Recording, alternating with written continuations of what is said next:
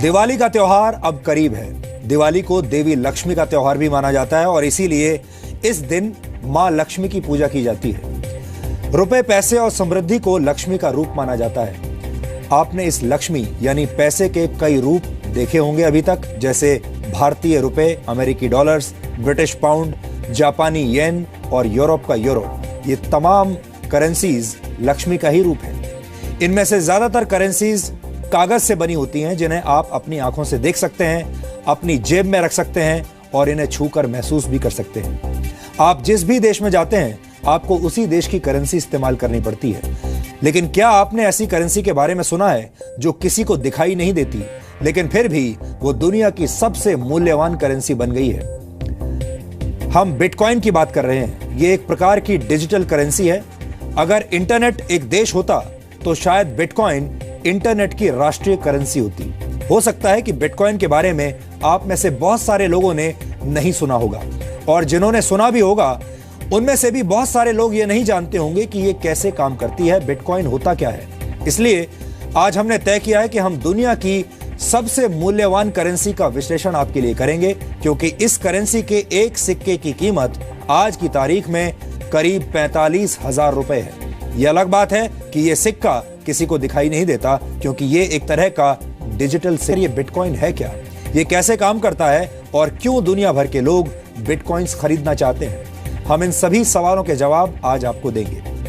Bitcoin दुनिया की पहली डिसेंट्रलाइज्ड क्रिप्टो करेंसी है, जो खास तौर पर डिजिटल दुनिया के लिए बनाई गई है। बिटकॉइन का इस्तेमाल पूरी दुनिया में कभी भी और कहीं भी किया जा सकता है। बिटकॉइन के जरिए कोई भी व्यक्ति दुनिया में किसी भी दूसरे व्यक्ति को रकम भेज सकता है, पैसा भेज सकता है। और सबसे बड़ी बात यह है कि इसके लिए किसी बैंक या थर्ड पार्टी एजेंसी की मदद नहीं लेनी पड़ती।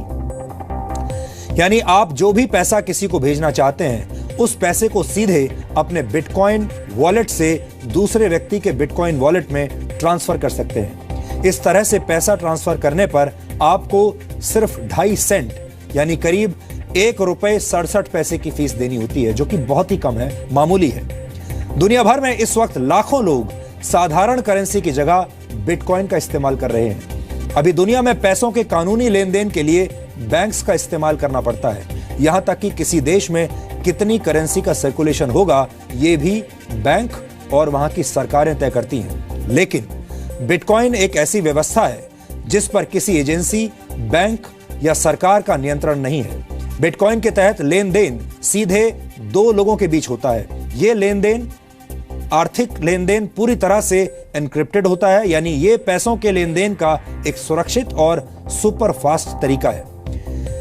लेकिन इस आर्थिक लेन देन की प्रक्रिया में आपके वॉलेट में नोट्स नहीं आते, करेंसी नहीं आती, बल्कि कुछ डिजिटल कोड्स आते हैं, और यही कोड्स आप तक पहुंची हुई रकम होती है।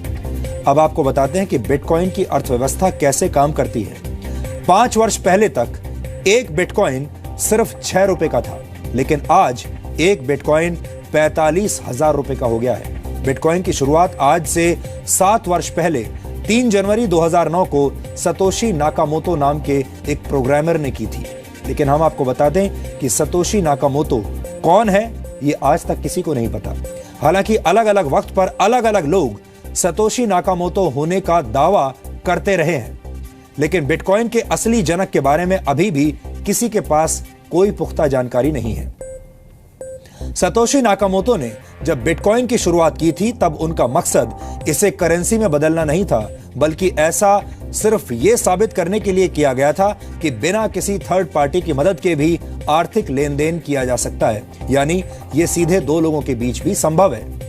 22 मई 2010 को पहली बार एक पिज्जा के बदले 10,000 बिटकॉइन देने की पेशकश की गई थी, यानी तब एक बिटकॉइन की कीमत सिर्फ 10 सेंट थी, या 10 सेंट से भी कम थी। लेकिन आज बिटकॉइन की कीमत कई हजार गुना बढ़ चुकी है। बिटकॉइन के प्रचलन में आने के बाद ज्यादा से ज्यादा लोग अब इसे खरीदने की कोशिश करने लगे हैं, और बिटकॉइन की कीमत लगातार बढ़ती जा रही है।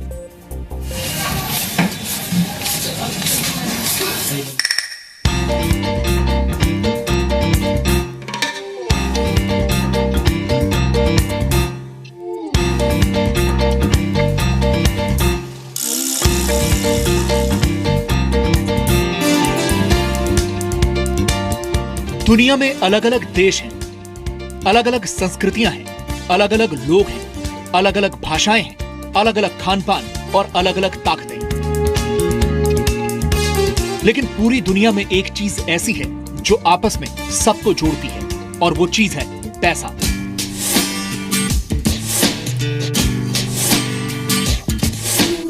आज लगभग हर काम के लिए पैसों की जरूरत पड़ती है, चाहे वो खाना खरीदना हो, पानी खरीदना, घर खरीदना, हथियार खरीदना, यानी हर चीज के लिए पैसों की जरूरत होती है।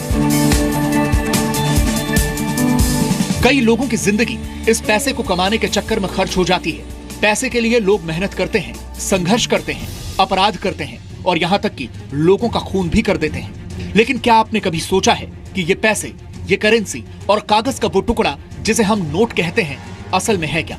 दरअसल जो कागज का नोट आपकी जेब में है वो एक तरह का वादा है। वादा है आपको कागज के टुकड़े पर लिखी गई रकम चुकाए जाने का।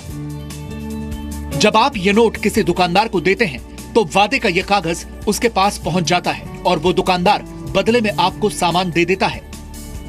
यानी कागज के इस नोट का पूरा मूल्य सिर्फ वो वादा है जो आपसे रिजर्व बैंक ऑफ इंडिया ने किया है।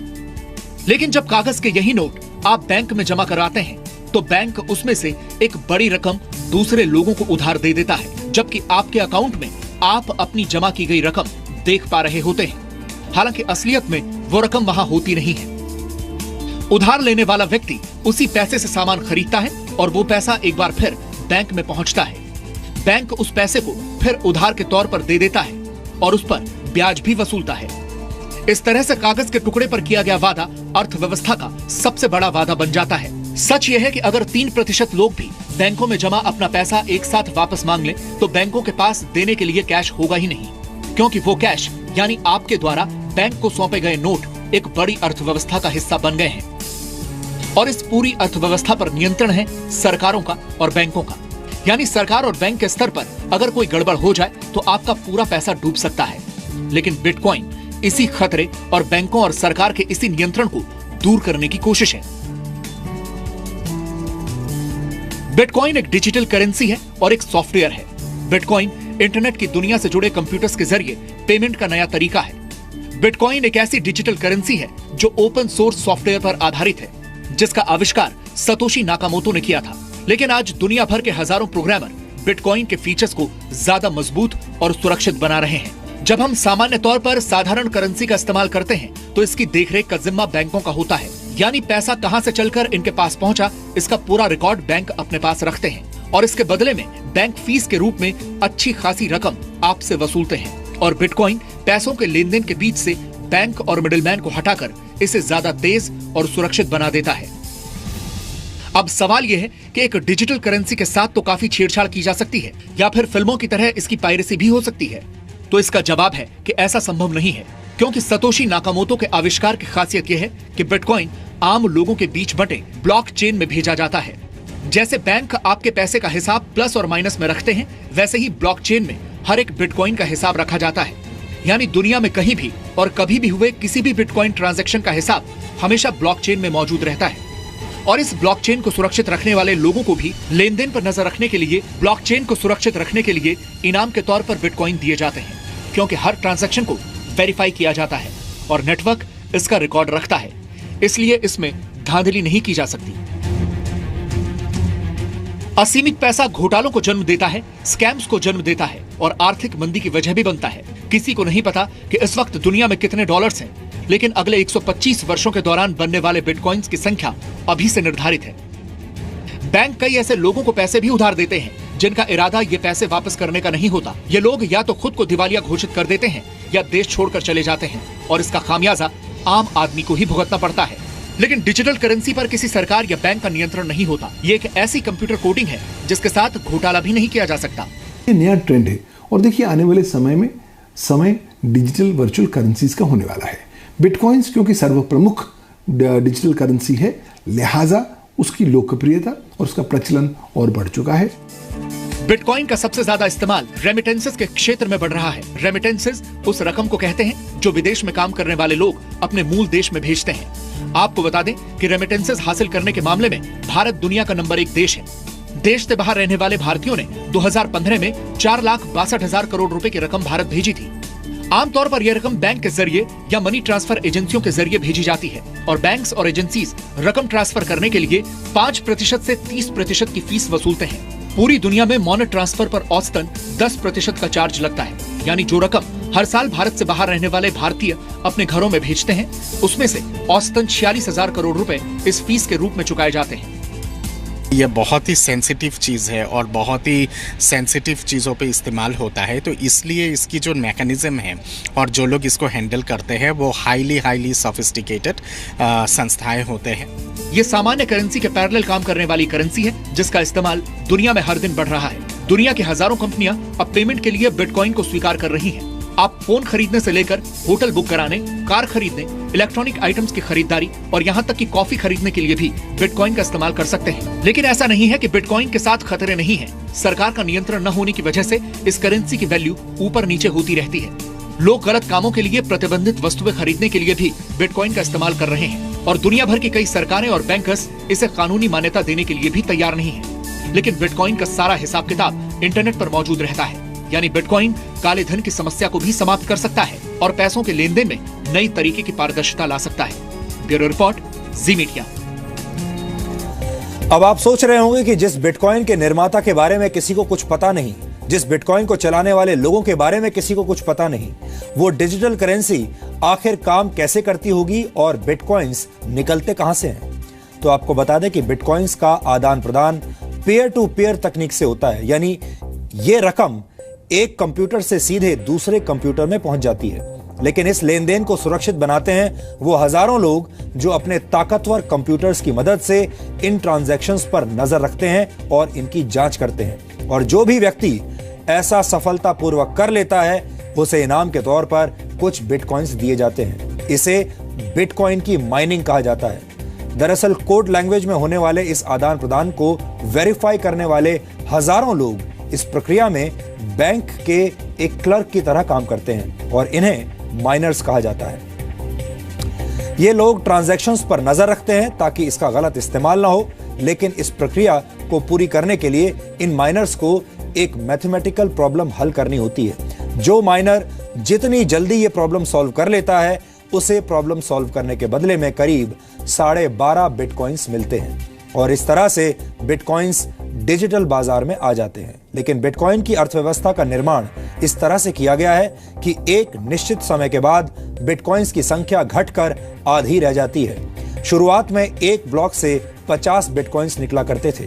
प्रति ब्लॉक बिटकॉइंस की संख्या हर 4 वर्ष में घटकर आधी रह जाती है। इसलिए आज से 125 वर्षों के बाद यानी सन 2140 तक नए बिटकॉइंस का निर्माण बिल्कुल बंद हो जाएगा। गणना के हिसाब से तब तक दुनिया में कुल 2 करोड़ 10 लाख बिटकॉइंस आ चुके होंगे। बिटकॉइन भविष्य की करेंसी है और भविष्य में खत्म भी हो जाएगी। इसलिए लोगों में ज्यादा से ज्यादा बिटकॉइन खरीदने की होड़ मची हुई है। अगर आपको अब भी ये बात समझ में ना आई हो तो आपको एक उदाहरण की मदद से समझाते हैं। मान लीजिए कि इस महीने भारी मात्रा में सोने यानी गोल्ड की खुदाई की गई हो और उसे सामान्य कीमत पर लोगों में बांट दिया गया। लेकिन अगले महीने सोने की खुदाई आधी रह गई जबकि खरीदने वाले लोगों की संख्या पहले जैसी ही है। तो ऐसे में सोने की कीमत बढ़ जाएगी और अगर हर महीने ऐसा होता रहे तो सोचिए सोने की कीमत कितनी हो जाएगी। बिटकॉइन की अर्थव्यवस्था भी ऐसे ही काम करती है। लोगों को पता है कि बिटकॉइंस की संख्या लगातार कम होती जा रही है, इसलिए इसकी कीमत लगातार बढ़ती जा रही है। यह डिमांड और सप्लाई का सामान्य फॉर्मूला है। सप्लाई जितनी कम होगी डिमांड उतनी ही ज्यादा बढ़ेगी। भारत में सन 2015 में एक बिटकॉइन की कीमत 14,000 रुपए थी, जबकि मई 2016 में यह बढ़कर 30,000 रुपए प्रति बिटकॉइन हो गई और आज के रेट के हिसाब से एक बिटकॉइन की कीमत करीब 45,000 रुपए है। एक अनुमान के मुताबिक सन 2018 तक एक बिटकॉइन की कीमत करीब $10,000 तक जा सकती है, यानी आज के करेंसी रेट के हिसाब से 6,68,000 रुपए। दुनिया की बड़ी बड़ी कंपनियां बिटकॉइन की व्यवस्था में निवेश कर रही हैं क्योंकि ज्यादातर लोग मानते हैं कि बिटकॉइन भविष्य की अर्थव्यवस्था है और आगे चलकर आज के नोटों की अहमियत कम हो जाएगी। इस वक्त दुनिया में करीब 800 करोड़ मोबाइल फोन्स हैं, जबकि दुनिया की आबादी 700 करोड़ है। इसके उलट अभी भी दुनिया में 200 करोड़ लोग ऐसे हैं जिनके पास कोई बैंक अकाउंट नहीं है, यानी वो सभी लोग जिनके पास मोबाइल फोन्स हैं अगर बिटकॉइन का इस्तेमाल करने लगे तो ये दुनिया की सबसे बड़ी बैंकिंग प्रणाली